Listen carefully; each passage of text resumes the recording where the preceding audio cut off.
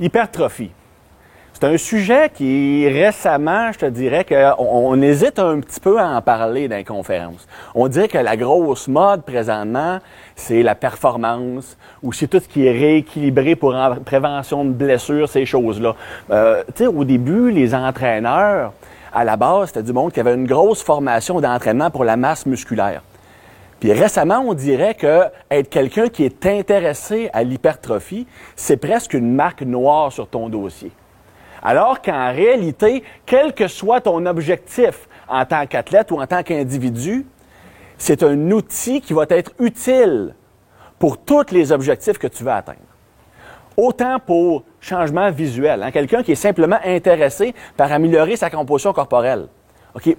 Paraître mieux looké. Ce qu'on dit souvent, look better naked. Okay? Malheureusement, on a beau dire souvent, on est des préparateurs physiques, on est des kinésiologues, on travaille dans le domaine de la santé. Le fait est que la plupart des clients avec lesquels on va avoir à interagir, ça va être des individus qui sont intéressés par look better naked. Oui, il va toujours avoir une question de performance. On veut être capable d'être plus performant dans nos activités. On veut réduire le risque de blessure. Mais si, en tant que bonus, on aime ce qu'on look, bien, je pense que tout le monde va le prendre. Dernièrement, quelqu'un m'avait posé une question. J'étais un ancien haltérophile qui n'avait pas beaucoup de talent, qui travaillait... C'est drôle parce que j'écoutais la présentation avant, ceux qui ont eu la chance de le voir. T'sais, on parlait de l'athlète qui suranalyse puis qui intellectualise tout. Bien, c'était moi, ça. Puis, à cause de ça, j'ai fait un meilleur coach qu'un athlète. Mais on m'a demandé récemment, c'est qui ton haltérophile préféré? Moi, j'avais dit, c'est Ilya Ilyin. Ilya Ilyin n'a jamais perdu dans les compétitions internationales, record du monde à l'épaule jetée, mais présentement, il a l'air d'un baril de poulet. T'sais, il est grand même, il a le tronc large comme ça. On m'a demandé, est-ce que tu accepterais de ressembler à ça si tu pouvais être le champion du monde? Je veux dire, honnêtement, je vais avoir l'air de quelqu'un qui est imbu de lui-même, mais non. Je pense que l'apparence demeure quelque chose d'important dans notre société. Et la plupart des clients avec lesquels vous allez travailler vont être intéressés par la modification de leur composition corporelle. Perte de gras, gain de masse musculaire. Le résultat qu'ils ont dans leur tête, que ce soit une madame qui veut simplement paraître mieux dans son maillot de bain ou un gars qui veut faire une compétition de bodybuilding, les deux éléments sont présents, perte de gras, gain de masse musculaire. Il y a souvent des individus qui vont dire « Moi, je me fous de la masse musculaire. Tout ce que je veux, c'est perdre du gras. » En réalité, ce qui va arriver, ça va être le principe de la poupée russe. Si tu fais ça, tu vas simplement devenir une plus petite version de toi-même. Tu vas occuper moins d'espace dans du linge. Tu vas avoir l'air plus petit dans tes jeans. Mais une fois que ça va tomber, ben ça ne lookera pas mieux qu'avant. Donc, même si tu travailles avec des individus qui sont principalement préoccupés par la perte de gras, l'hypertrophie, le développement du muscle demeure un facteur important parce que c'est ce qui va te permettre de pouvoir maximiser l'impact visuel de ta perte de gras. Maintenant, si tu travailles avec quelqu'un qui veut maximiser son volume musculaire, évidemment, je pense que l'hypertrophie, ça va de soi. Maintenant, si tu travailles avec un athlète, que ce soit un athlète dans un sport de force, de puissance comme le hockey, un sport de vitesse, le muscle, c'est ton moteur. OK? Il n'y a pas une voiture qui n'ira pas plus vite si le moteur n'est pas plus fort, tu comprends? C'est sûr que grossir le muscle pour grossir le muscle, ça ne veut pas nécessairement dire qu'il va devenir plus fort. On a tous connu des culturistes qui sont très, très volumineux, mais qui n'ont pas nécessairement la capacité de produire. Bon. Le développement de l'hypertrophie, ça fait simplement augmenter ton potentiel de performance. Mais si tu n'as pas ce potentiel-là, même si tu ferais de la plio, même si tu ferais des sauts, même si tu ferais n'importe quoi, si tu ne travailles pas le développement de la fondation qui va te permettre de développer des capacités physiques, tu vas être topé à un certain point. Maintenant, si on parle d'athlète, on parle aussi de prévention de blessures. Bien, le muscle, c'est ton armure. C'est ce qui protège tes articulations. C'est ce qui fait que ton corps, s'il reçoit un impact, il va être capable de résister. Donc, le développement musculaire, c'est ce qui va te permettre d'améliorer le potentiel de tes capacités physiques, réduire le risque de blessure et donner l'impact visuel que tu veux. Donc, quelle que soit la population avec laquelle tu vas travailler, ça va avoir une utilité. Si tu travailles avec des personnes âgées, qui en perte de mobilité, en perte de fonctionnalité, souvent, c'est des personnes qui souffrent d'une grande atrophie musculaire. Ces personnes-là, augmenter le volume musculaire va améliorer significativement leur qualité de vie. Leur but, c'est pas d'aller sur un stage en bikini. Je suis pas sûr qu'on veut voir ça non plus. Mais, pour eux, gagner en qualité de vie, ça vaut autant qu'une médaille olympique. Et oui, les petits drills de fonctionnalité, renforcer le corps, l'équilibre, ces choses-là, c'est super important. Mais à la base, tu dois avoir une fondation solide si tu veux pouvoir maximiser l'utilité de toutes les autres méthodes. Donc, quand on comprend ça, l'hypertrophie, non seulement, c'est pas une sous-catégorie de la préparation physique. Au contraire, c'est la fondation sur laquelle la préparation physique va être construite. On s'entend pour dire que souvent, la force, c'est ce qui va te permettre de développer la puissance, qui va te permettre de développer de la vitesse. Donc, force, c'est la base de la puissance, qui est la base de la vitesse, qui est la base de l'agilité et la performance sportive. Mais la base de la force, c'est la masse musculaire. Oui, tu vas en avoir ce qu'on appelle, entre parenthèses, des petits nerfés, qui vont être très forts malgré un court volume. Mais ça, c'est des personnes qui ont une certaine structure différente. Tout le monde qui va augmenter son volume musculaire augmente son potentiel. Maintenant, c'est sûr que tu as des sports où être plus pesant, c'est pas nécessairement un avantage. Ça, c'est un cas particulier. Mais, à la base, toute capacité physique de force, basée sur la force, peut être augmentée par l'hypertrophie. Prévention de blessures, gain de fonctionnalité. Donc, c'est pour ça que c'est un sujet que je pense qu'il est intéressant de discuter. L'approche que je vais utiliser, on va regarder les mythes, okay? Les perceptions qu'on va entendre souvent dans les gyms. Et je ne vous connais pas toutes. Il y en a certains qui sont peut-être kinésiologues, d'autres sont strength coach, d'autres c'est peut-être juste des passionnés d'entraînement, certains ça va être le CrossFit. Mais vous allez toujours en contact, que ce soit sur Internet, que ce soit dans vos gyms, ou que ce soit avec vos amis, des mythes sur l'entraînement qu'on va entendre. OK? Est-ce que c'est vrai? Souvent, il y a un fond de vérité. Est-ce que c'est faux? Qu'est-ce qu'on peut faire pour les rendre plus efficaces? C'est ce qu'on va voir aujourd'hui. Donc, premier mythe, le gros. Si tu veux prendre un maximum de masse, il faut que tu déchires le plus de fibres possible. Bon, là, il faut que vous vous imaginiez le gros bonhomme avec des tatous qui dit ça. Marc, tu aurais pu faire la présentation, ça aurait été pas pire. Là. OK, donc, ce qu'on veut dire par là, ça fait référence à ce qu'on a appris, que le stimulus de l'hypertrophie, ce qui va faire que ton muscle va grossir, c'est que tu déchires ta fibre musculaire. Ton corps, en réaction à ça, va reconstruire le tissu musculaire plus volumineux en réponse au stress. Donc, la façon qu'on va interpréter ça, c'est plus je déchire, plus je crée de dommages à mon muscle, plus je stimule de gains en masse musculaire. Est-ce que c'est vrai? Pas vraiment. Oui, les dommages musculaires vont jouer un rôle dans le développement de la masse musculaire. Mais ce n'est pas nécessairement l'élément dominant qu'on veut souvent en entendre parler. Je vais vous donner un exemple. Il y a plusieurs activités pratiquées par des individus qui vont développer une grosse hypertrophie sans avoir nécessairement de dommages musculaires significatifs. Je vais vous donner un exemple. Vélo sur piste. Tu sais, quand on tourne en rond, là, les sprint cyclistes, souvent des cuisses extraordinairement volumineuses. Les 30, 32 pouces. Souvent plus grosses que beaucoup de culturistes qui passent leur vie à essayer de développer leurs cuisses. Oui, ils vont faire un certain volume d'entraînement musculaire en gym, mais jamais autant qu'un culturiste. Pourtant, il y a un volume extrêmement important qui va être beaucoup plus grand que tout le reste du corps. Si on regarde leur activité, très, très haute intensité, pas de phase excentrique lors de leur vélo, mais le muscle demeure sous tension constante pendant 60, 90, 120 secondes.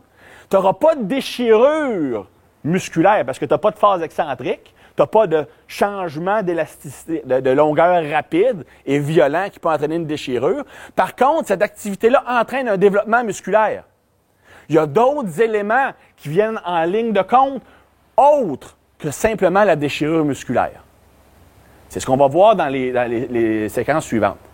Ce qu'il faut retenir, c'est que ce qui est le plus important pour la quantité d'hypertrophie que tu vas construire en réponse à ton entraînement.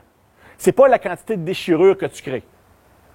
C'est la quantité de synthèse des protéines que tu vas stimuler par ton entraînement. Combien ton corps va fabriquer de protéines musculaires avec les protéines, les acides aminés disponibles. Donc, plus tu vas activer la synthèse des protéines, plus tu vas construire de muscles en réponse à ton entraînement. Tu sais, en réalité, là, c'est possible, c'est extrême, mais ça pourrait être possible de perdre du muscle même si, à cause que tu t'entraînes. Tu crées tellement de dommages et tu fais tout ce qu'il faut pour pas activer la synthèse des protéines. Là, qu'est-ce qui arriverait? Je crée beaucoup de dommages, mais je n'augmente pas la synthèse des protéines assez pour réparer le dommage. Ça arrive souvent, mais un exemple, des culturistes en préparation de compétition qui ont un apport calorique très, très faible. Un exemple. OK? Ils vont tout faire dans leur mode d'entraînement, on va voir tantôt, pour minimiser la synthèse des protéines. Puis à l'entraînement, ils veulent tellement pas perdre de masse musculaire qu'ils en font du dommage. Ils font du volume, ils descendent ces gens de la fibre, le gros. Mais, vu que tu n'as pas la synthèse des protéines qui vient avec, tu perds du volume musculaire. Il faut comprendre que ce n'est pas la déchirure, c'est la quantité de muscle que tu vas fabriquer.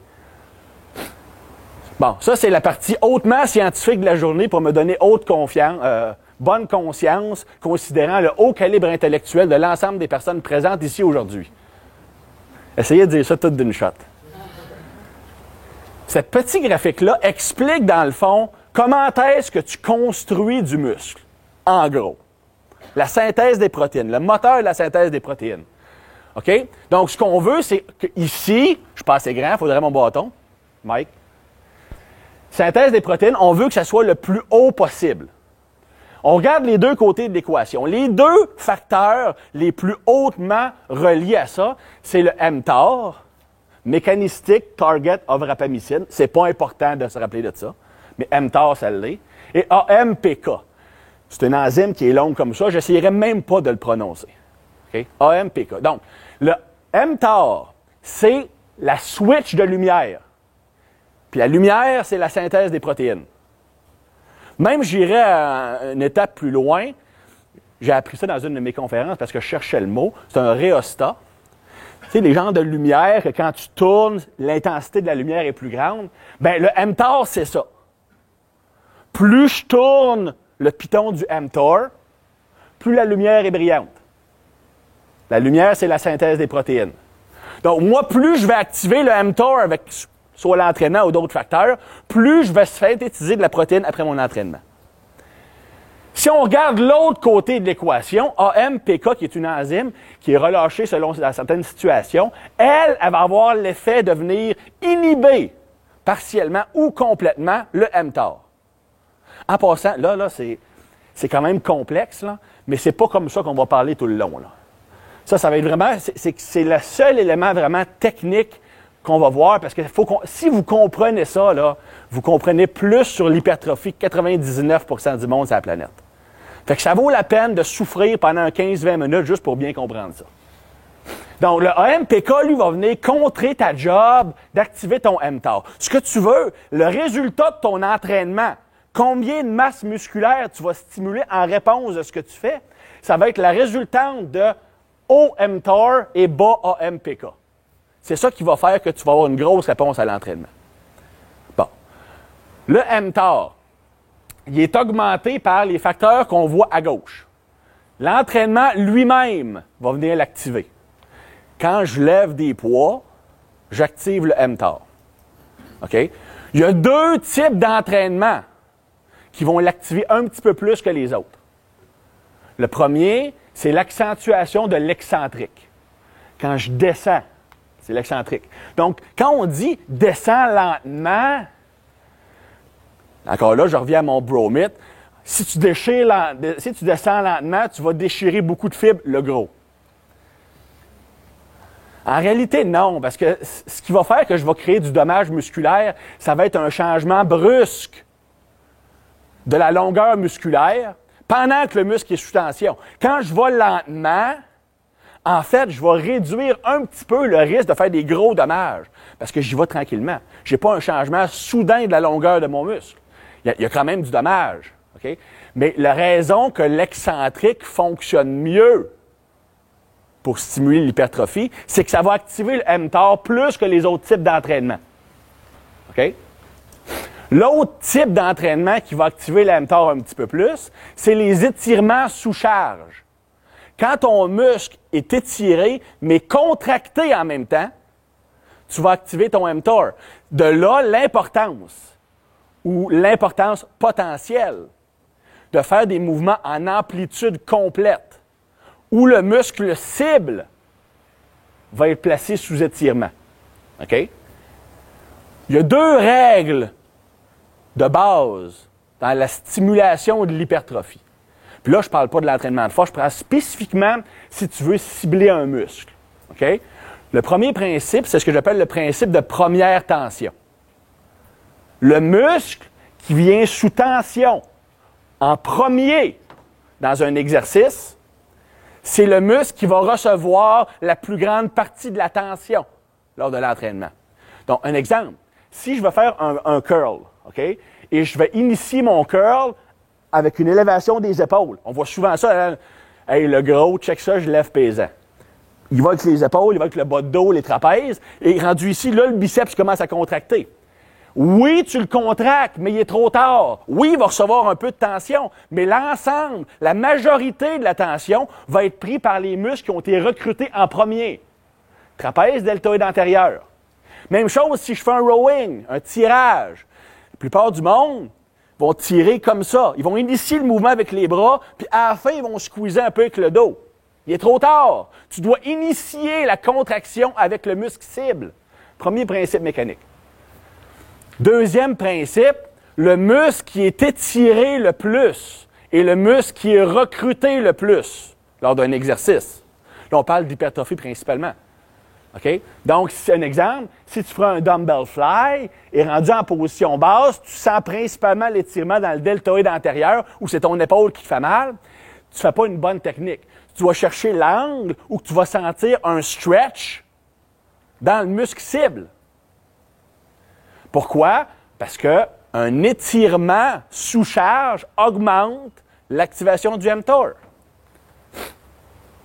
Autre facteur, un apport énergétique suffisant. Tu sais, on parle souvent c'est dur de prendre de la masse quand tu es en déficit calorique. Bien, là, on se demande pourquoi, mais si je donne assez de protéines ou si je vais en surdose de protéines, je peux compenser, protéger mon muscle, si je t'aime bien mes nutriments.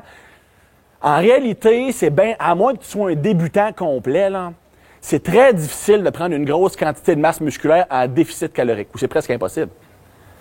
La raison étant que quand tu es en déficit énergétique, tu vas inhiber ton mTOR. On va le voir tantôt de l'autre côté de l'équation. Aussi, l'insuline.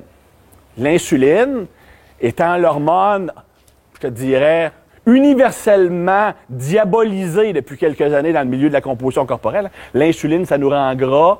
On fait des diètes faibles glycémiques, des diètes low carbs. Oui, c'est vrai, OK?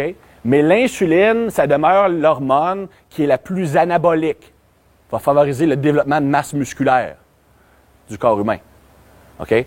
Oui, si elle est tout le temps élevée, ça va augmenter le stockage de gras ou ça va réduire la mobilisation de gras. Mais ça vient aussi maximiser la synthèse des protéines. On va voir comment on peut... Là, c'est très théorique, mais on va voir comment l'utiliser tantôt. Certains acides aminés vont activer le mTOR aussi. On parle de BCA, principalement de la leucine. OK? Donc, ces acides aminés-là peuvent venir augmenter l'activation du mTOR. Donc, ça, ce que ça veut dire? Ça veut dire que ces acides aminés-là, si tu les prends, mettons, avant ou pendant ton entraînement, ça va venir augmenter la réponse de ton corps à ce que tu fais dans le gym.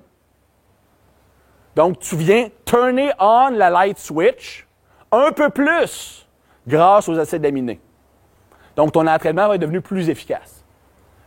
Et finalement, l'IGF-1, AGH, hormone de croissance, IGF-1, peuvent aussi venir stimuler le mTOR. Et ça, il y a des méthodes, juste de type de contraction, qu'on va voir dans un autre mythe, qui vont venir augmenter la production de ces hormones-là et stimuler la masse musculaire. Si on regarde de l'autre côté de l'équation, il y a certains facteurs qui vont venir nuire au mTOR en relâchant du AMPK. Donc, une dépense énergétique insuffisante. Donc, si on parle, ici, je mets en parenthèse plus important, une déplétion de glycogène. Ça, on va y revenir, là. Mais pour l'anabolisme, la synthèse des protéines, c'est ma conviction que la déplétion du glycogène musculaire est une des choses les plus anti-anaboliques qui existent. Donc, ça, c'est un concept qui va être important parce qu'on va y revenir plusieurs fois aujourd'hui. Okay? Quand ton muscle est vide de glycogène musculaire, tu es dans une situation catabolique. Il y a plusieurs études qui démontrent que c'est le cas. Intramuscular pressure increases anabolism. Donc, quand tu vas augmenter le volume intracellulaire du muscle, tu augmentes l'anabolisme. Si ton muscle est flat, donc il est vidé de son glycogène et de son eau, ça envoie le signal à ton corps d'être catabolique. Parce que je ne suis pas en état d'excès. Donc, si tu fais un entraînement qui va venir vider ton glycogène musculaire, surtout quand tu fais une diète qui est faible en glucides, ça va être très difficile d'avoir une grosse réponse au niveau synthèse des protéines. Le cardio va venir aussi augmenter le AMPK. Je ne dis pas que le cardio, c'est nécessairement mauvais. Je dis juste qu'il faut que vous soyez conscient que le cardio peut venir augmenter le AMPK. C'est pas le cardio en tant que tel qui fait ça, c'est le fait qu'il va venir vider certaines réserves musculaires et que tu augmentes la dépense énergétique. Le fait de dépenser de l'énergie en grande quantité, ça active le AMPK qui va venir bloquer le mTOR. C'est pour ça que c'est quand même difficile de prendre de la masse musculaire si tu fais un gros volume d'entraînement en endurance. Je ne dis pas que c'est impossible. Tu peux compenser avec l'alimentation, ces choses-là, mais ça va être une prise qui va te rendre la présence au bâton plus difficile. Au point de vue hormonal, quand ton cortisol est jacké, bien élevé, ça va venir aussi nuire au mTOR. Donc, tout ce qui va venir augmenter ton cortisol dans la vie peut potentiellement nuire à la masse musculaire. Ça, on le savait, mais ça fonctionne principalement comme ça. Et la déplétion des réserves énergétiques, comme je mentionnais.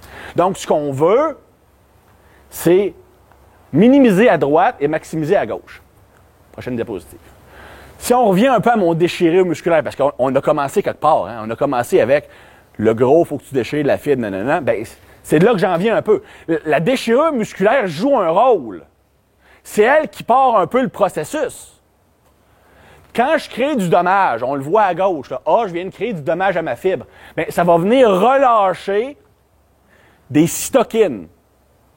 Des cytokines, eux autres, ils vont venir migrer sur le site de la blessure pour dire au corps, « Hey, il faut réparer ici, il y a un dommage. » Puis là, ensuite, avec la synthèse des protéines, l'activation des cellules satellites autour de ça, bien, tu vas venir patcher le trou avec les cellules satellites et la synthèse des protéines.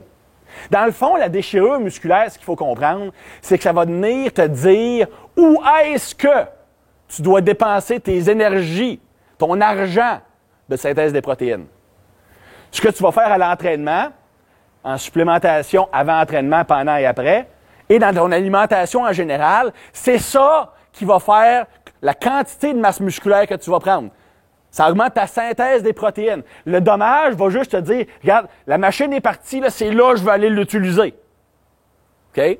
Donc, ça joue un rôle, mais ce n'est pas nécessairement le rôle principal. Donc, ce qui va augmenter l'activation des cellules satellites, c'est ce qui vont être utilisées pour réparer les dommages. Cellules satellites, c'est du matériel autour de ta fibre musculaire qui est disponible pour être utilisé. Dans ce cas-là, pour être utilisé à réparer le dommage. Donc, cytokine, testostérone, IGF-1, AGH et créatine. C'est toutes des choses qui vont venir augmenter la synthèse des protéines et l'activation des cellules satellites. Prochaine diapositive. Bon. Créer un dommage peut donc être responsable d'une certaine partie. C'est ça qui dit, c'est là qu'il faut que je répare. Donc, ça, c'est vrai. Par contre, créer plus de dommages, ça ne veut pas dire que tu vas créer plus d'hypertrophie. Parce qu'une fois que le signal est donné, c'est là que je veux que tu construises. Même si ton signal est plus gros, ça ne change rien. Mettons Alex qui filme. Alex, peux-tu faire un gros plan, s'il te plaît? Alex, peux-tu faire un gros plan, s'il te plaît? Je pense que la première fois, il a compris. Tu comprends? Donc, ça, c'est le signal. Ça, c'est le dommage musculaire. Une fois que le signal est donné, ça ne change rien. Là, c'est la job à Alex. Alex, c'est la synthèse des protéines. C'est de sa job de faire un gros plan. Et la grosseur du plan, ça va dépendre de Alex, la synthèse des protéines. Donc, moi, j'y donne l'ordre, mais après ça, la réponse, le résultat, ça va dépendre de lui. Plus de dommages, si la réponse n'est pas là, ça fait juste faire mal aux oreilles. OK? Donc, c'est pour ça que certaines personnes qui sont... Quand tu es passionné d'entraînement, tu sais, on en mange. On veut toujours en faire plus. Même chose, si tu prends un client qui veut changer son image, il se regarde le matin puis il ne s'aime pas. Changer son corps, c'est quelque chose de très émotif. Hein? On voit ce qu'on voit dans le miroir, on déteste ça, je veux que ça change demain. Fait que souvent, le monde, soit les passionnés ou les mondes écœurés, sont bien plus à risque d'en faire trop. Je veux être sûr de ne pas manquer de stimulation. Mais ce qui arrive, c'est que si tu crées tellement de dommages, puis en plus, hein, si tu veux changer ton image, il y a des chances que tu sois en déficit calorique. Bien, si tu ne donnes même pas les ressources pour activer Alex, tout ce que je crée du bruit. Puis je crée des désagréments, parce que je crie plus fort. Mais en réalité, je ne progresse pas plus. Il faut que je fasse tout ce qui est en mon possible pour activer la synthèse des protéines, sans créer le bon dommage pour amener la réponse, mais pas tellement de dommages que je ne suis pas capable de reconstruire. OK? Donc ça, c'est ce qui est important pour ça.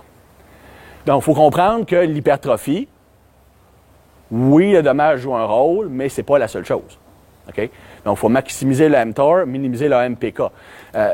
Une stratégie bien simple, point de vue de supplémentation.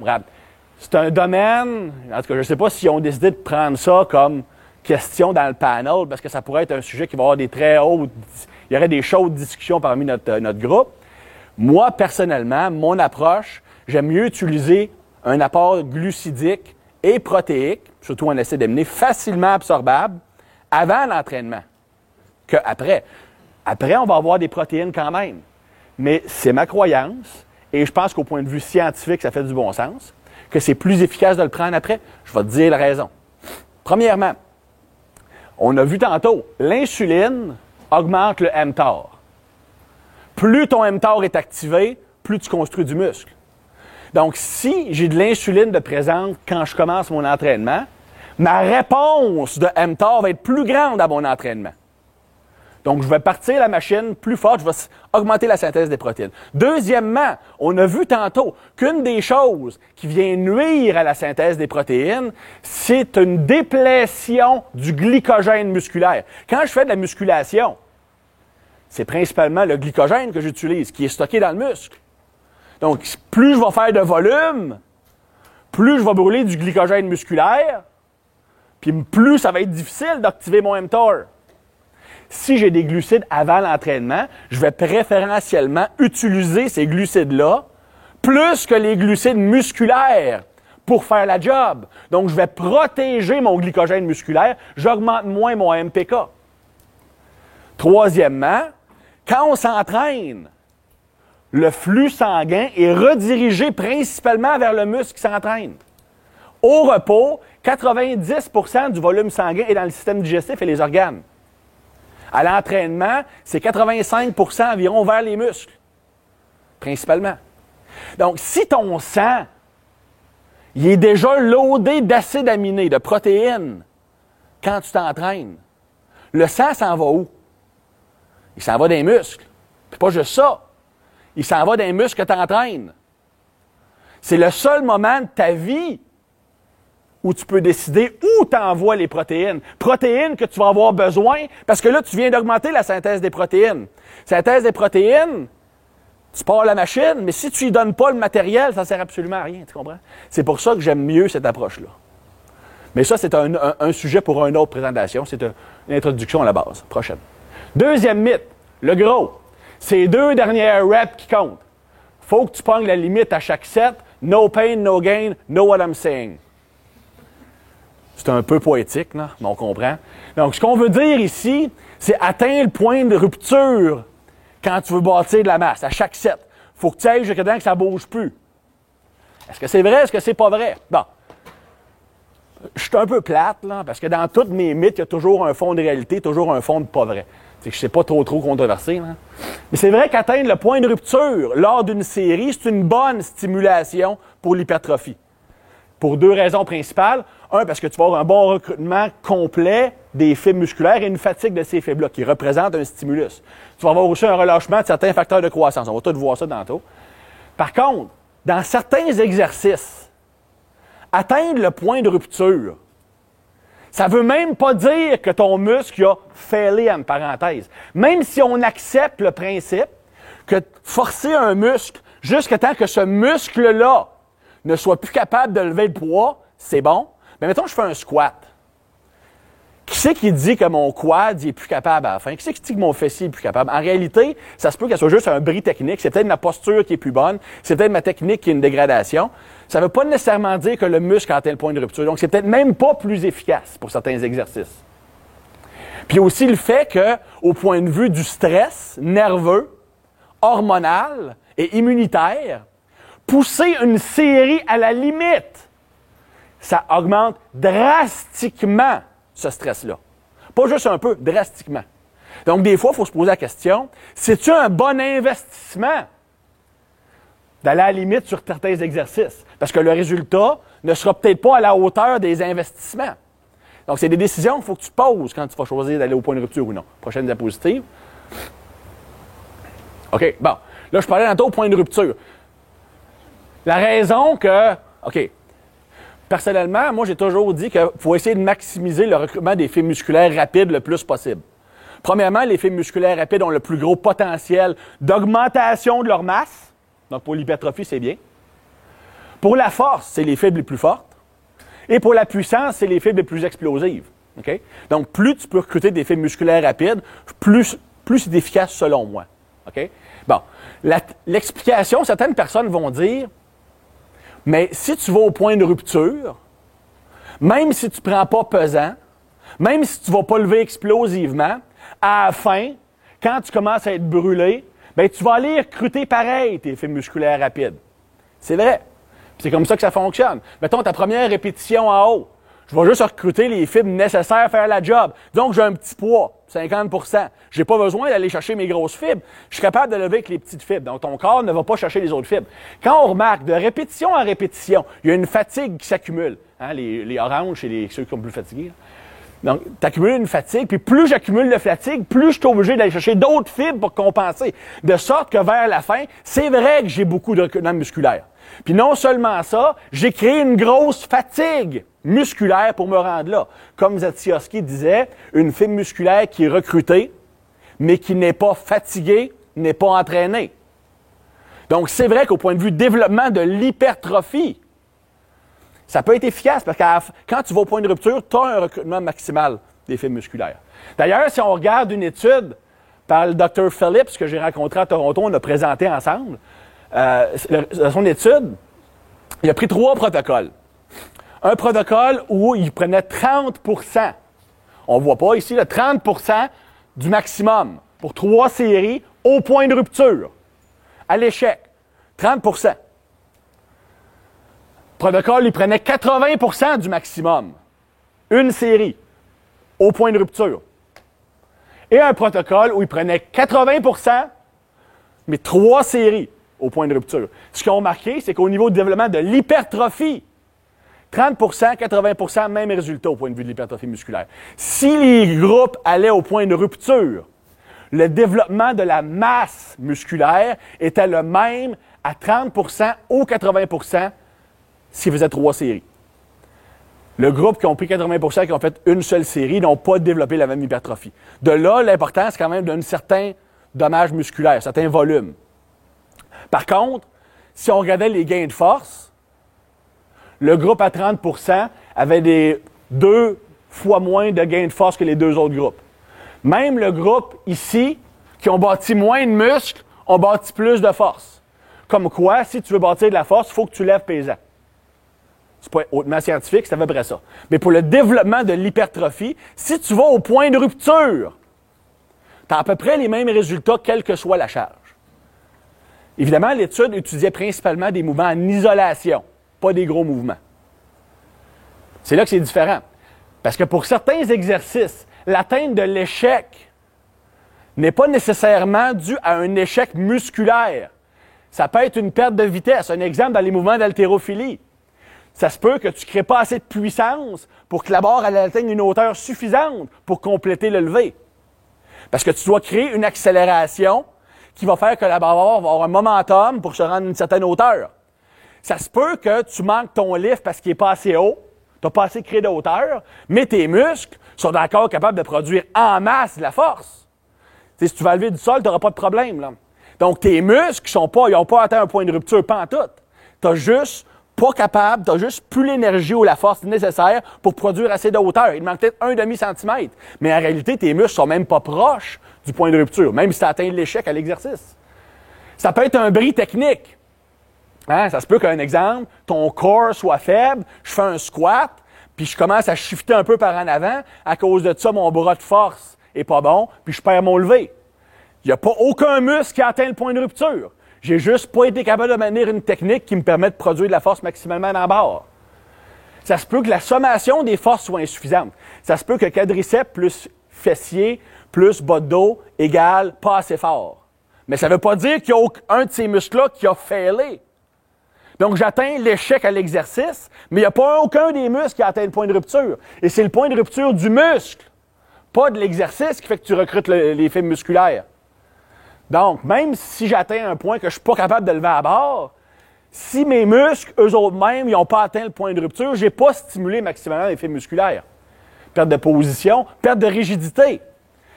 Je fais un deadlift, si mon corps il est juste plus assez tight, j'ai une grande perte de force. C'est le principe du tube. Ton corps, c'est un tuyau. OK? Puis tu veux faire couler de l'eau dans le tuyau. Le but, c'est que tu aies la même quantité d'eau qui sorte au bout du tuyau que ce que toi, tu verses dedans. L'eau que tu verses dans le tuyau, c'est la force que tu essaies de produire. L'eau qui sort au bout du tuyau, c'est la force que tu transfères dans la barre. Bon, dans le meilleur des mondes, si ton tuyau il est parfaitement rigide, tu n'as pas de perte de force. Si j'ai des trous dans mon tuyau, il y a de l'eau qui s'écoule. L'eau, c'est la force. Donc, si j'ai un trou ici, parce que je suis plus rigide, j'ai la force qui va s'évader. Une fuite de force qui m'empêche de transférer la force de mes muscles à la barre. Donc, je suis pas capable de lever le lift, mais il n'y a aucun des muscles principaux qui ont tel point de rupture. Prochaine diapo. Donc, voici un petit tableau. Évidemment, c'est écrit petit. Vous allez tout l'avoir, ça va être plus simple. Ça, c'est l'échelle que j'utilise pour recommander où est-ce que tu dois te rendre dans chaque exercice. Les 3 points maîtres, si tu veux, début d'accumulation d'acide lactique. Ça, on parle évidemment des développements d'hypertrophie, pas de la force. Proche de l'échec, donc peut-être 1 ou 2 répétitions avant que tu atteignes le point d'échec. On sent que la vitesse commence à diminuer, c'est plus dur. Ou à l'échec, ou même plus loin. Donc, tout dépendant de la nature de l'exercice, tu dois te rendre plus ou moins loin dans l'échelle. Si on regarde ici, donc où tu peux et te dois de te rendre à l'échec, on parle des exercices de niveau 3, 2, 1, mouvement d'isolation, que ce soit avec machine, poids libre ou station poulie. Ces exercices-là ont une faible composante nerveuse. Le système nerveux n'est pas beaucoup sollicité dans ces exercices-là. Donc, dans ces mouvements-là, se rendre à l'échec, c'est pas dangereux. Parce que vu que j'ai pas un gros stress nerveux, même si je l'augmente un petit peu en allant au point de rupture, c'est pas grave. C'est pas comme aller au point de rupture à un deadlift, il faut que le sang te sorte du nez. Tu comprends? Donc, ces mouvements-là, c'est des mouvements que tu dois te rendre à l'échec ou proche si tu vas avoir un gain maximum de ces mouvements-là. Si tu regardes dans la deuxième zone, où on est proche du point de rupture, pas au point de rupture, si on y va une fois de temps en temps par accident, c'est pas grave, mais on ne vise pas le point de rupture. Donc, on parle niveau 4, 5, 6. Donc, des mouvements multijoints sur machine, un leg press par exemple, un hack squat, sur poulie, un lat pull down, un seated row, ou encore un mouvement avec des poids libres, mais qui n'implique pas une charge axiale. on ne load pas le core. Donc, ça peut être un bench press, ça peut être un shoulder press assis, des mouvements où que ta force posturale n'est pas impliquée, ou presque pas.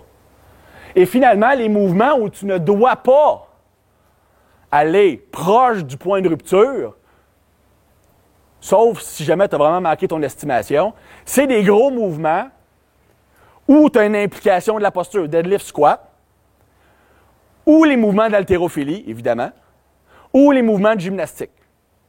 C'est des mouvements où les bénéfices vont être plus grands si tu ne vas pas au point de rupture, principalement parce que ces mouvements-là ont tellement une grosse composante nerveuse en partant que si tu vas au point de rupture, ça va venir hypothéquer le reste de ta séance d'entraînement et même jusqu'à 3 entraînements plus tard.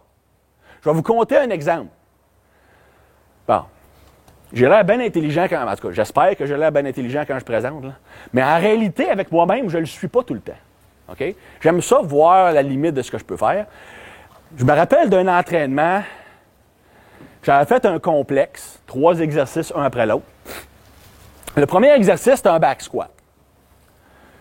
J'avais juste 315 livres sur la barre, mais j'avais 100 livres de chaîne, plus un weight releaser, qui est un crochet que tu as du poids sur l'excentrique. Quand tu arrives dans le fond, il se décroche. Mais pendant l'excentrique, tu as une surcharge. Donc, j'avais 80 livres de weight releaser chaque côté. Donc, je descendais ça en 5 secondes. Après ça, je faisais 3 autres répétitions de plus. Ensuite, j'allais avec une barre à 60 kg, je faisais 5 squats sautés et je finissais par 5 depth jump. Moi, le super brillant, j'ai dit, on va faire 10 séries de ça. Et hey, j'ai vraiment fait un bon training aujourd'hui. Ça a pris 14 jours avant que je puisse faire une flexion, même sans charge, là, plus basse que ça. C'est vraiment pas une exagération, là. Et ça a pris 21 jours avant que ma force de squat revienne à un niveau normal. C'est-tu un bon investissement? T'sais, même si mon entraînement aurait été hyper payant, en réalité, j'ai scrappé 3 semaines d'entraînement pour l'avoir, cet entraînement-là. T'sais, on se comprend que des fois, même si tu dis « je suis fier, je m'entraîne plus fort que tout le monde », tu n'es pas jugé sur comment fort tu t'entraînes, tu es jugé par combien de résultats tu produis. Okay? Puis des fois, investir ton argent à mauvaise place va venir hypothéquer le reste de tout ce que tu vas faire. C'est pour ça qu'il faut savoir où on investit nos énergies. Prochaine diapositive. 3e mythe. Man, moi je fais 27 de pipes, 27 de chest, 27 de dos, 27 d'épaules. Bon, j'ai mis 27 de jambes, mais en réalité, on le sait qu'il ne le fait pas, là. Mais, dans le fond, ce que je veux dire par là, c'est qu'il faut que tu entraînes tous les muscles de la même façon. OK? Il faut que tu sois équilibré. Moi, j'entraîne la même quantité de chaque groupe musculaire pour être sûr que je suis équilibré. Regarde, en réalité, là, tu n'es déjà pas équilibré en partant. OK? On a toutes des forces, on a toutes des faiblesses. Donc, ça ne sert à rien d'investir autant de volume sur une force que sur une faiblesse. Tu comprends? Ton corps, il a une capacité limitée à tolérer l'entraînement. OK? À cause de tout ce qui est stress, cortisol, ces patentes-là. Dépenses énergétiques, augmente AMPK, réduit la synthèse des protéines. Les bons coachs ne sont pas les coachs qui font souffrir les athlètes. Ça, là, j'ai déjà vu ça dans un gym. Matt, tu as sûrement vu ça parce que Matt n'est plus là. Bon, Matt, tu as sûrement déjà vu ça au Pro Gym. Stratégie commune des personal trainers. Hey, le gros, ça te tente-tu un training gratuit? Ah oui, cool. Gratuit? Ah oui, gratuit. J'ai 1 heure à tuer, là, je te fais ça gratuitement. Là, tu y fais faire un superset de 20 reps full squat avec une pause dans le fond, 20 reps de leg press. Puis tu fais ça 10 séries. Le gars, là, ou la fille, va être à terre, bougera plus, mais le cerveau humain fonctionne de cette façon-là que, hey, c'est sûr que ça marche. Hein? Je souffre tellement que c'est sûr que ça marche. Parce que dans notre cerveau, on égalise douleur, inconfort, souffrance à résultat. Hein? On se fait toujours dire, plus tu travailles, plus tu gagnes. Plus je fais d'heures, plus je suis payé. Plus j'étudie, plus j'apprends. On est programmé de même. Fait qu'on voit l'entraînement de la même façon. C'est pas dur de faire souffrir quelqu'un dans le gym. N'importe quel bozo peut faire ça. OK? Le bon entraîneur, c'est la personne qui comprend que la synthèse des protéines, le gain de masse musculaire, et c'est ce qui est le plus important, Et que si tu fais un volume excessif, tu viens nuire à la synthèse des protéines. Par contre, si tu n'en fais pas assez, tu ne stimules pas assez. Tu dois choisir la bonne quantité de job pour stimuler les gains, mais perds pas ton énergie où tu n'as pas besoin. Parce que tes ressources vont être mobilisées, tu vas diminuer les résultats de tout le reste. Tu n'as pas besoin de la même quantité de job pour une force que pour une faiblesse. Tu sais, un exemple, tu fais ton bench press. Moi, personnellement, ma croyance, c'est que chaque entraînement de force, d'hypertrophie, de n'importe quoi, est toujours axé sur un gros mouvement par entraînement. Puis le reste de l'entraînement est construit autour de ce gros mouvement-là. Tu utilises le gros mouvement comme un diagnostic. Qu'est-ce que la personne a besoin? Donc, je fais un squat. Je me rends compte, en regardant le squat, la personne, son muscle faible, c'est le fessier. La personne est très dominante du quadriceps, un gros quad. Puis on voit que les fessiers sont très faibles. Bien, ça vaut-tu la peine d'investir un gros volume sur les quads? Ben non! La personne a grossi déjà des quads juste en faisant du squat. On va pas faire du leg extension ou du leg press, c'est du volume garbage. C'est du volume pour te donner bonne conscience de faire plus d'entraînement. Investis où tu en as besoin. Tu as découvert que la faiblesse, c'est les fessiers. Bien, va faire de la job pour les fessiers, mais tu as une quantité limitée d'argent que tu peux investir. Va pas investir où c'est pas payant. Tu n'as pas besoin de tout entraîner égal. Utilise les gros mouvements comme diagnostic de qu'est-ce qui doit être entraîné. Et ensuite, tu prends les décisions, quels exercices tu choisis pour venir corriger ces faiblesses-là. Un heure, c'est pas un écriveur de programme, c'est pas un compteur de répétition, c'est un solutionneur de problèmes. C'est ça un entraîneur. Mais comment tu veux solutionner un problème si tu n'es pas à le diagnostiquer? Puis solutionner un problème, ça ne passera jamais par « faut que tu entraînes tout pareil ». C'est pas de même ça marche. Tu cibles les forces et les faiblesses, tu entraînes tes faiblesses, puis les forces, tu fais le minimum nécessaire pour qu'il continue à se développer. Si c'est une force, il va déjà travailler maximalement quand tu fais tes gros mouvements. Par définition, c'est une force. Deuxième chose, à cause de la fonction, certains muscles ont des fonctions différentes, hein, avec l'évolution humaine, ces choses-là, ou l'amplitude de mouvement, c'est pas tous les muscles. Là, on parle évidemment de développement de l'hypertrophie. On parle pas quand je m'entraîne pour la force max. Les muscles ne répondront pas toutes à la même quantité de répétitions par série. OK? Donc, certaines répétitions vont être meilleures pour certains muscles. Donc, c'est un autre exemple de « on n'entraîne pas toutes pareil ». Un exemple. Prochaine diapo. OK. Donc là, si on parle d'entraînement en hypertrophie, on parle ici d'entraînement spécifiquement en hypertrophie, pas en force ou en performance. Les débutants peuvent ajouter 2 répétitions de plus que ce qu'on voit là. Puis ces recommandations-là ne sont pas applicables dans les gros mouvements.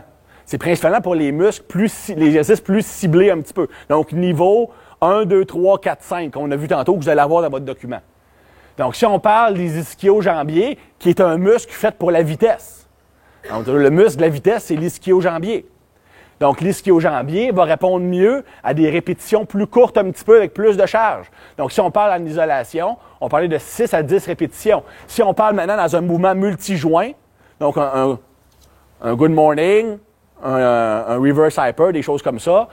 Donc, un mouvement où tu as d'autres muscles qui viennent contribuer, bien là, on peut augmenter un petit peu les répétitions parce que la charge de travail va être divisée en plusieurs groupes musculaires. On peut aller jusqu'à 12 répétitions. Si on parle biceps, triceps, dos, c'est ce que j'appelle des muscles universels. Ça répond pas mal à tout. Honnêtement, là, c'est des muscles qui ont une fonction relativement simple, autant en mouvement explosif qu'en mouvement de soutenance, donc phasique et tonique. Donc, on peut aller encore des séries de 6 à 12. Si on parle pectoraux et fessiers, on va parler de 8 à 15 répétitions. Les deltoïdes en isolation, on peut aller de 10 jusqu'à 20, même plus, des fois avec certains supersets. Quadriceps, mollet, trapèze, là, on peut aller jusqu'à 20-25. Le quadriceps, parce que c'est un muscle qui a une bonne endurance, bonne vascularisation. Au niveau des mollets et des trapèzes, c'est principalement à cause de leur amplitude de mouvement. Et si je fais un shrug, j'ai une amplitude de 3 pouces. Okay, donc, en étant une amplitude de 3 pouces, le temps sous tension de chaque répétition n'est pas très élevé. Donc, mon muscle n'est pas contracté pendant longtemps si je fais 10 répétitions. Si je fais 10 répétitions comme ça, le muscle n'est pas en sous tension assez longtemps pour avoir la réponse au point de vue des métabolites, au point de vue des facteurs de croissance, IGF-1, hormone de croissance locale, pour avoir un gain maximum en masse musculaire. Oui? comment à temps? En fond, ça, c'est des répétitions de quel tempo? Ben, moi, bonne question. Je ne suis pas un gros fan de tempo, premièrement, mais oui, mais non. Je suis un fan de donner une recommandation de type de répétition. Parce que si tu me dis qu'il faut que tu fasses ça en 5-0-2 personnellement, tu sais, à la limite, quand tu fais un mouvement d'isolation, ça se fait. Tu sais, compter 5 secondes, compter 2 secondes. Si je fais un squat ou un deadlift, c'est déjà dur à forcer. Il faut que tu te concentres sur ta technique. Si le mouvement a une composante technique et une composante de grande force ou d'implication nerveuse, j'aime pas compter un tempo. J'aime mieux dire contrôle la descente, accélère le concentrique ou encore fais les deux phases du mouvement de façon lente et contrôlée. Ici, vu que c'est de l'hypertrophie, on parle puis on assume qu'on veut utiliser le principe de première tension. Donc, contracter maximalement le muscle qu'on cible. Donc, on va parler probablement de chaque répétition qui va durer environ de 3 ou 4 secondes. Ça peut être d'un 2 secondes, monter 2 secondes, descendre. Ça peut être un 3-4 secondes environ parce qu'on essaie de contracter le muscle le plus fort possible. Donc, c'est un peu le temps qu'on parle.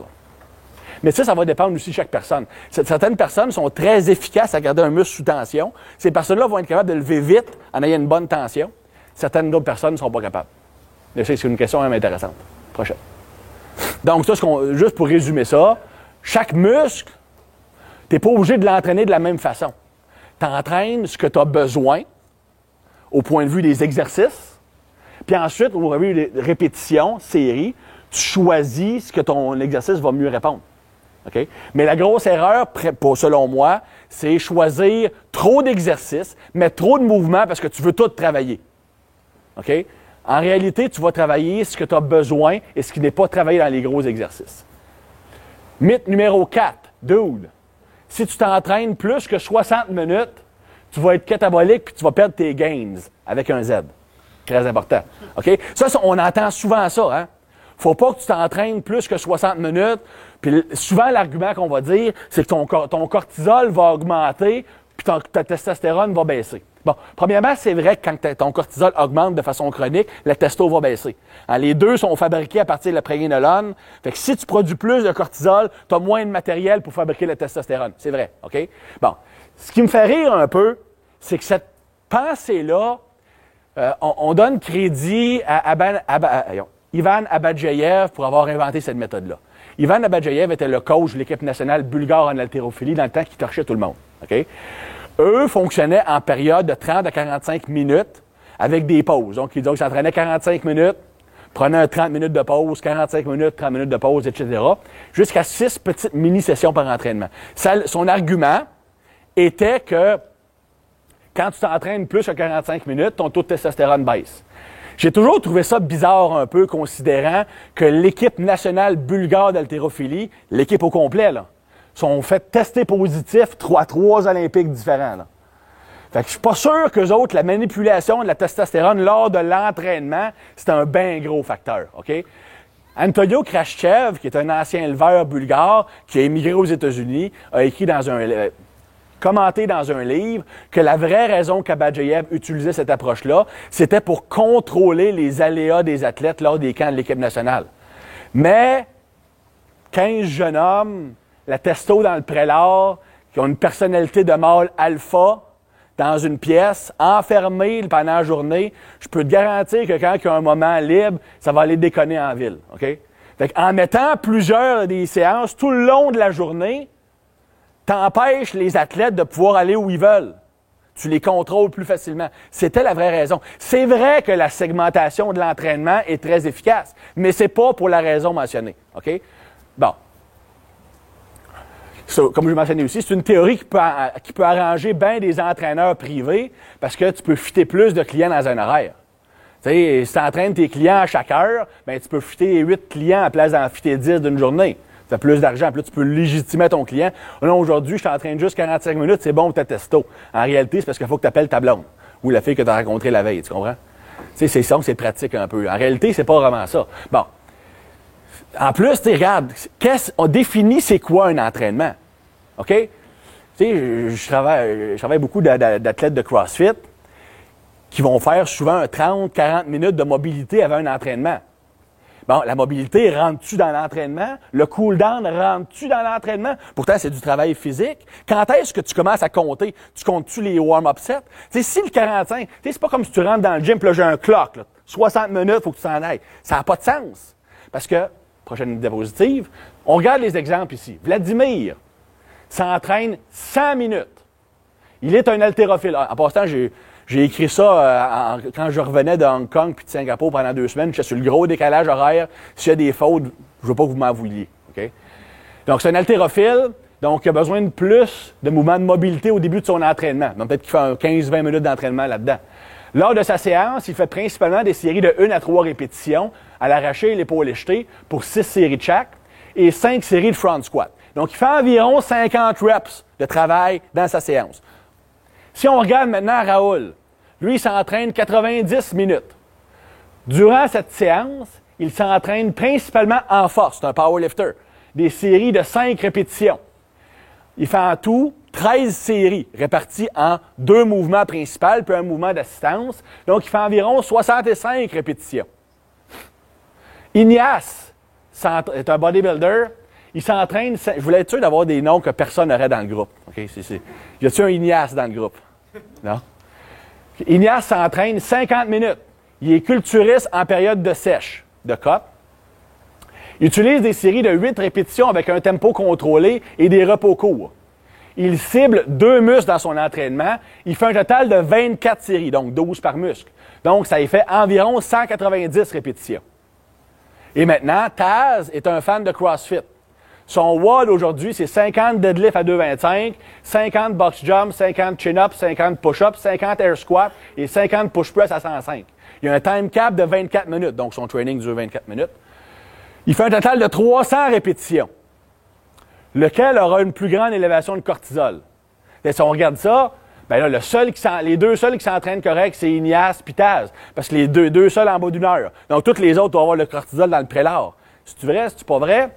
Faut se rappeler, c'est quoi la fonction principale du cortisol lors de l'entraînement? Prochaine diapo.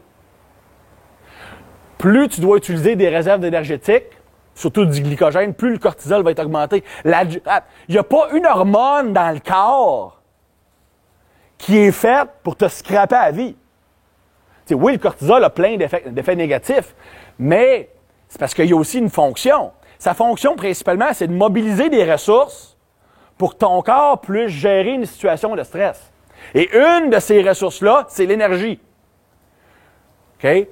Ton cortisol va venir libérer les énergies stockées pour pouvoir le rendre disponible pour tes muscles lors du travail. Donc, s'il y a une chose qui va augmenter plus le cortisol à l'entraînement, c'est pas tant le temps d'entraînement. C'est la quantité de glycogène que tu vas brûler dans un entraînement. Si on regardait mon haltérophile tantôt, il s'est entraîné quasiment 2 heures, mais il n'a pas brûlé grand glycogène. Il fait des séries de 1 à 3 répétitions explosives, donc une série doit durer peut-être 5 secondes. Il est tout le temps dans les phosphagènes, il ne brûle pas de glycogène. Il prend des repos amples entre les séries. Donc, s'il prend des longs repos, il n'a jamais besoin de ses réserves. Il a tout le temps de refaire ses réserves de phosphagène. Si on regarde à l'opposé, mon gars de CrossFit s'entraîne juste 24 minutes, 2 fois moins que ce qu'on disait tantôt. Mais il fait 300 reps. Puis c'est toutes des reps à haute intensité puis aller le plus vite possible. Donc là, tu vas en brûler du glycogène. Tu comprends? Utiliser le temps, c'est bien pratique pour justifier un horaire d'entraînement. Mais c'est pas la réalité. Tu sais, on a tous vu du monde qui passe 2 heures, en général, c'est des pompiers. Je ne sais pas pourquoi. En tout cas, tous les gyms où j'ai des pompiers dans la salle. Puis c'est souvent des pompiers. Ils sont assis à la table, ils lisent le journal, ils regardent les filles, ils vont faire une série de bench, ils retournent à la place, ils vont boire un shake, vont faire une autre série. En réalité, ils passent 3 heures dans une bâtisse appelée le gym. Mais ils font peut-être un 4-10 séries. Tu comprends? Cette personne-là, vas-tu vraiment avoir un gros relâchement de cortisol? Ne serait-ce pas un peu bizarre d'utiliser le temps d'entraînement ou le temps dans le gym pour justifier le cortisol élevé? C'est pas ça pantoute. Faut que tu comprennes que c'est le volume d'entraînement qui joue un rôle. On va y revenir tantôt. Prochaine diapo. Mythe numéro 5. Bro, perds pas ton temps avec les abs. T'es fait travailler en masse quand tu fais tes gros mouvements. Très, très commun. Hein? si tu fais du squat, si tu fais du deadlift, si tu fais des mouvements d'haltéro, tes abdos travaillent en masse. C'est vrai. Tu ne peux pas faire un squat pesant sans utiliser ton corps. OK? Puis ça serait vrai si on aurait toute la chance d'avoir un corps hyper fonctionnel, naturellement. Malheureusement, dans notre société moderne, où on passe une majorité de notre temps avec le corps relaxé, on est très, très peu efficace à contracter ces muscles-là lors d'un mouvement dynamique. Pour stabiliser, je parle. OK? Tu sais, si tu n'es pas capable de te raidir comme ça, à vide, tu vas avoir de la misère à le faire en supportant une charge de 315 livres sur tes épaules. Tu comprends? Donc, si ton corps il est fonctionnel, oui, les gros mouvements vont le renforcer parce que tu le recrutes. Je vais te donner une analogie facile à comprendre. OK? On parlait tantôt des forces puis des faiblesses. Disons que tu fais un bench press. Toi, tu es hyper fort des triceps puis des épaules. Bien, je peux te garantir que quand tu vas faire ton bench, ça ne développera pas ton chest bien gros. Tu le sentiras peut-être même pas travailler. Parce que tes triceps et tes épaules sont tellement forts qu'ils font le gros de la job, puis tu n'es pas bon pour recruter tes pectoraux. Hein? Quand tu as un muscle qui n'est pas bien développé, souvent, c'est parce que ton corps n'est pas bon à le recruter et à l'utiliser. OK? Donc, si tu n'es pas bon pour l'utiliser, quand tu vas faire un gros mouvement, même si ce mouvement-là est supposé le faire travailler, il va trouver le moyen d'utiliser d'autres muscles pour faire la job. Si tu n'es pas bon pour utiliser ton corps, puis tu fais un squat ou un dead, bien, j'ai une petite nouvelle pour toi. Tu ne renforceras pas, les muscles. Tu vas juste avoir une performance de cul, selon ton potentiel. On se rappelle de mon tuyau tantôt. On se rappelle de mon tuyau. Les abdominaux, c'est le plus gros trou dans le tuyau que tu peux avoir. OK? Donc, si tu as un trou dans le tuyau, même si tu fais du squat, le trou reste là, tu comprends? Tu sais, si tu fais du squat, puis tu dis mon point faible, c'est mes cuisses, bien, je peux te garantir que tu vas faire du travail de plus pour tes cuisses. Bien, si tes abdos sont faibles, pourquoi tu ne fais pas du travail de plus? Pense pas, je fais du squat, j'ai pas besoin de faire des abdos. Pense, les abdos sont importants dans le squat, plus je les renforce, plus je vais squatter pesant. J'ai rarement rencontré une personne qui a le corps assez fort. Puis là, je ne suis pas en train de vous parler de... vous ne me verrez pas dans une vidéo habillé en lycra avec un bandeau en train de faire des exercices sur un bossu, puis on va travailler notre corps aujourd'hui, mesdemoiselles. C'est pas ça que je parle. Mais je parle qu'il faut que tu fasses du travail direct pour le renforcer. Puis même des crunchs, des mouvements comme ça, oui, c'est pas la fonction quand on fait nos mouvements de squat. Mais juste le fait de renforcer la capacité du système nerveux à recruter le muscle, tu vas être capable de l'intégrer plus tard. OK? À moins que ton corps soit tellement fort que tu n'as pas besoin d'en faire, tu es mieux d'en faire à l'entraînement. Ne serait-ce que pour apprendre à le recruter. Même si tes gros mouvements, c'est ce que tu utilises principalement pour le renforcer, fine. Mais tu as quand même besoin d'exercices pour apprendre à le contracter. Devenir bon à utiliser ce muscle-là. OK? Prochaine. On reste sur les abdos. Bon, évidemment, là, on ne voit pas vraiment beaucoup les dessins, là, les images. Man, les abdos, ça se fait dans la cuisine. On voit comment une fois par semaine, vous voyez ça sur Facebook. Abs are made in the kitchen. Right? Bon, ce qu'on veut dire, c'est que même si tu ferais 250 000 redressements assis d'une journée, si tu as 2 pouces de gras par-dessus tes abdos, tu ne les verras pas. Puis c'est vrai, OK? Mais ça ne veut pas dire que, là, on parle simplement visuellement, avoir des abdos définis, ça ne veut pas dire que tu n'as pas besoin d'en faire. T'sais, on regarde ici des exemples, vous ne le voyez pas super bien. Boyer Co à gauche, qui est un ancien Monsieur Univers, même en shape de compétition hyper cut, il n'y avait aucun abdos. Il n'y avait aucun six-pack. On le voit à gauche, on le voit plus ou moins bien. Là. À droite, c'est mon chum Pete Ciccone. Pete Ciccone, j'avais travaillé avec lui à San Diego en 2007.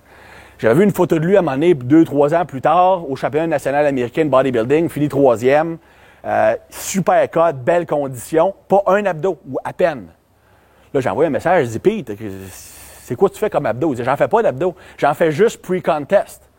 Oh, mais c'est parce que le muscle se construit off-season. Oh, mais je veux pas une grosse taille. Oh, mais tu n'auras pas de définition. Si tu veux avoir une définition abdominale, OK, c'est le contraste entre la grosseur du muscle et les intersections tendineuses. C'est les lignes entre ce qu'on appelle les six-packs. Ça ne grossit pas quand tu l'entraînes. Fait que si tu fais grossir le volume musculaire, tu vas augmenter le contraste entre le muscle belly et l'intersection tendineuse. Et ce contraste-là, c'est ça qui crée l'illusion de la caramilk. Donc, tu as besoin de deux choses visuellement pour avoir une définition abdominale. Un faible taux de gras et un développement hypertrophique des abdominaux. Et c'est encore plus vrai chez les filles. Les filles ont tendance à avoir une paroi abdominale beaucoup moins épaisse que les hommes. Donc, ils ont besoin de travail en hypertrophie. Là, je ne parle pas de faire des séries de 20 et 30 au crunch, en passant. Si tu es capable de faire plus que 20 reps à un mouvement d'abdos, c'est que tu ne sais pas comment utiliser tes abdos. OK? Quand tu es bon pour utiliser tes abdos, tu es supposé être capable de les brûler en 12 reps. OK? À vrai dire, plus tu es capable de te brûler vite, plus c'est une bonne nouvelle, parce que ça veut dire que tu es capable de les recruter. OK? Si, après 20, j'ai fait 90 crunch, bravo, tu as travaillé ton hip flexor, tu as travaillé ton momentum, je ne sais pas, tu n'as pas travaillé tes abdominaux. Comment tu dois faire un mouvement abdominal? Chaque répétition commence comme suit. Quel que soit le mouvement abdominal en flexion. Avant même de commencer à lever, donc je suis en position, mettons je fais un cable crunch, contracte mes abdos, comme j'allais recevoir un coup de poing dans le ventre. Première tension. Une fois que c'est établi, là, je fais mon crunch. Quand j'arrive en position de contraction, contracte comme si je recevais un coup de poing et redresse. Chaque répétition, c'est comme ça. Première tension, mouvement, deuxième contraction. Parce qu'on n'est pas bon pour recruter nos abdominaux. On est tellement non fonctionnel, on est tout le temps assis, on n'est jamais contracté ici. Donc, il faut que tu reprogrammes ton système nerveux à contacter tes abdos. Plus tu es capable de te brûler rapidement dans un exercice d'abdos, meilleur tu es pour les recruter. Prochaine diapo. Man, regarde les bodybuilders pro. Ils font tous bien du volume. Donc, plus tu fais du volume, plus tu vas prendre de la masse. OK? Bon. Il faut comprendre une chose. Le type de contraction musculaire. Donc, comment je fais mes reps va déterminer la nature des adaptations. Hein? Si je fais un mouvement explosif ou si je fais un mouvement lent et contrôlé, je ne stimule pas les mêmes changements. Tu sais, on parlait tantôt, c'est une petite parenthèse.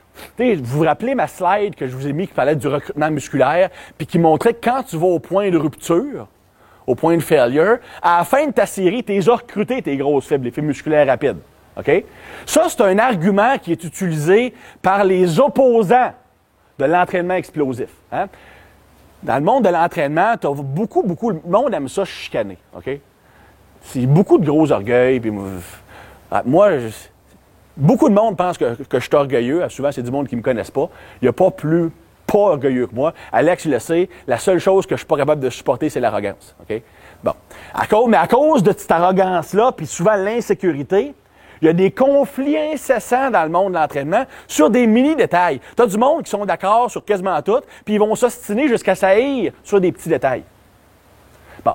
Un de ces sujets de discussion-là, surtout dans le monde de la préparation physique, hein, c'est est-ce qu'un entraînement devrait être explosif? Bon. Moi, je dis oui. L'entraînement explosif, si tu veux être explosif, il faut que tu t'entraînes de façon explosive, c'est normal, tu sais, spécificité d'adaptation. Mais tu as beaucoup de monde qui sont des opposants de ça.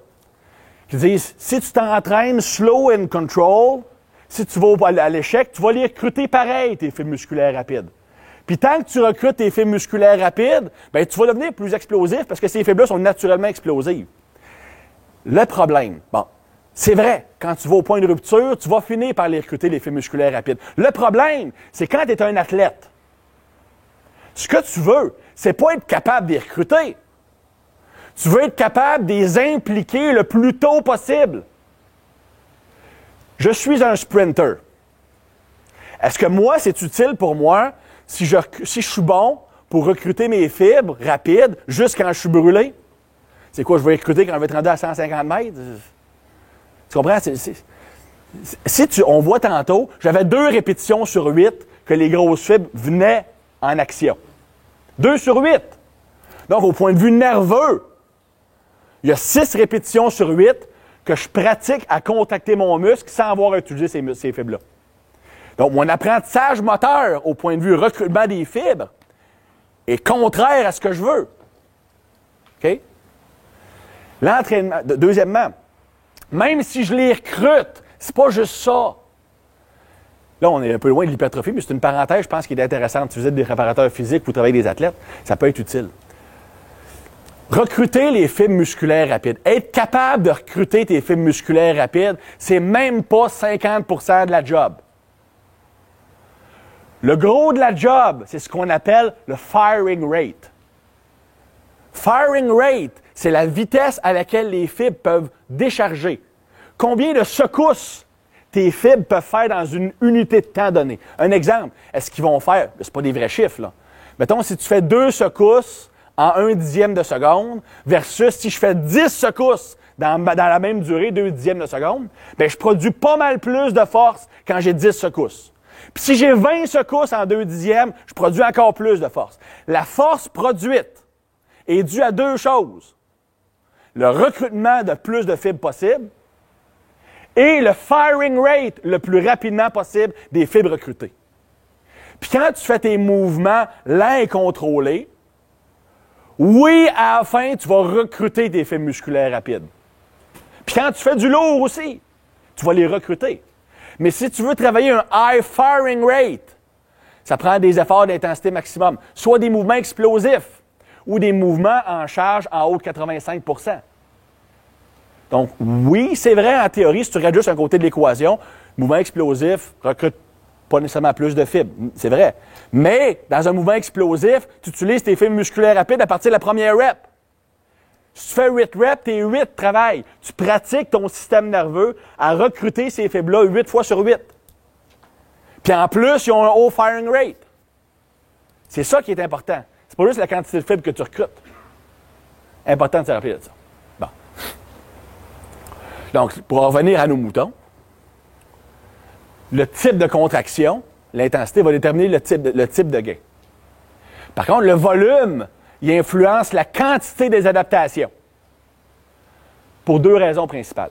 Premièrement, si je fais plus de volume, bien, je peux causer une plus grande activation du mTOR. Hein? On a vu tantôt, mTOR est activé principalement par l'entraînement musculaire. Donc, chaque fois que je contracte mon muscle contre une résistance, j'active mon mTOR. Donc, c'est vrai qu'en théorie, je peux l'augmenter plus. Deuxièmement, ce qu'on n'a pas vu aujourd'hui, on en a parlé brièvement, les facteurs de croissance. Facteurs de croissance, c'est des hormones qui sont produites par ton corps, qui vont augmenter la synthèse des protéines de façon locale, dans le muscle où c'est relâché. Un exemple, l'IGF-1. Bon. L'IGF-1 va être relâché dans un muscle qui travaille principalement par le stress. Il y a 2 choses qui vont venir relâcher ces facteurs de croissance-là plus que les autres. La première, c'est ce qu'on appelle un état d'hypoxie.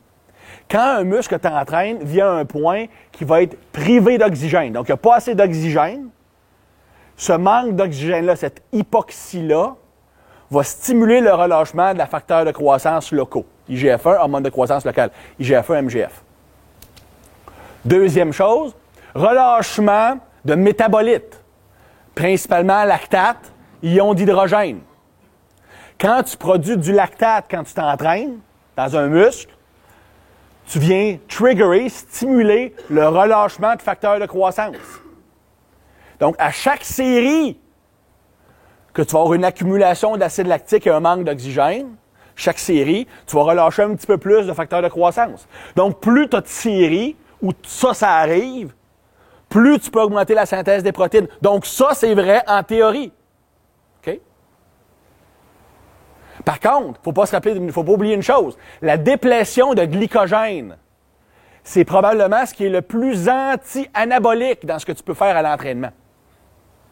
Donc, oui, faire plus de volume, en théorie, tu peux augmenter la synthèse des protéines à cause des facteurs de croissance, mais si ça vient au détriment du glycogène musculaire, si je vide mon glycogène musculaire, je vais venir complètement shutter off mon anabolisme.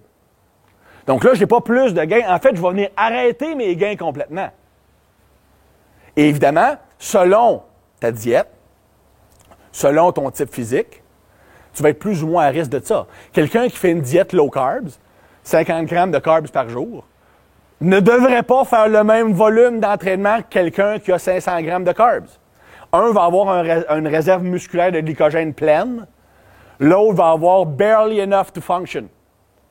OK? Oui, il va être capable de faire la job. Je le sais, j'ai déjà passé 18 mois non-stop low carbs. J'avais aucun ami et aucune relation amoureuse. Fait que, mais, j'ai perdu mon train of thought. Bon, ce qui arrive, c'est que tu es capable de le faire la job, surtout quand tu es hyper motivé, puis ah ouais, il faut que je le fasse, il faut que je le fasse. Tu es capable de faire tes séries. Puis ce qui arrive en plus, c'est que quand tu t'entraînes, puis tu n'as pas de glycogène musculaire, tu sens pas de pompe. Ça pogne pas, tu fais encore plus de volume, tu viens de te tirer encore plus dans le pied. La déplétion de glycogène musculaire est ce qui va stopper le gain de masse musculaire de l'entraînement le plus rapidement. Donc, selon ta diète, il faut que tu évalues le volume d'entraînement pour empêcher à tout prix d'avoir ça. D'ailleurs, c'est drôle parce que, tu sais, on parle souvent de, je sais pas, ceux qui suivent un petit peu l'historique de l'entraînement, l'histoire du bodybuilding, Vince Gironda, qui était un coach de probablement le premier coach de bodybuilding dans les années 60. Il a coaché le premier Monsieur Olympia, Larry Scott, un avant-gardiste sur beaucoup de programmes. OK? Popularisé le 10x10, diète low carbs. Bon. Mais lui, il dit, c'est une des choses qu'il avait expliqué. Tu sais, c'est comme quoi, des fois, les bodybuilders, les bros, ils ont raison, mais ils ne savent pas pourquoi. Vince disait, quand tu atteins un point dans ton entraînement, que tu perds ton tonus. Il appelle ça hypertonus. Tu t'entraînes, puis tu sens que non seulement tu n'as pas plus de pompe, tu commences à perdre ta pompe, il faut que tu arrêtes. Parce qu'il disait que c'est là que tu risques le surentraînement. Il avait observé ça de façon anecdotique, mais en réalité, c'est vrai.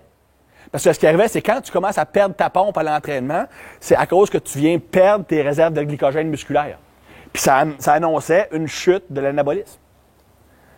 Donc ça, il faut absolument éviter ça. Donc oui, le volume est important et en théorie, ça amène plus de masse, mais si ça vient au déprimant du glycogène musculaire, ça va venir stopper complètement ta synthèse. Si à un moment dans ton entraînement, tu te sens flat, il est probablement trop tard. Il ne faut pas que tu te rendes là. Bon. Comme je parlais, l'utilisation de nutrition, supplémentation adéquate, ça peut venir. Oui? Go.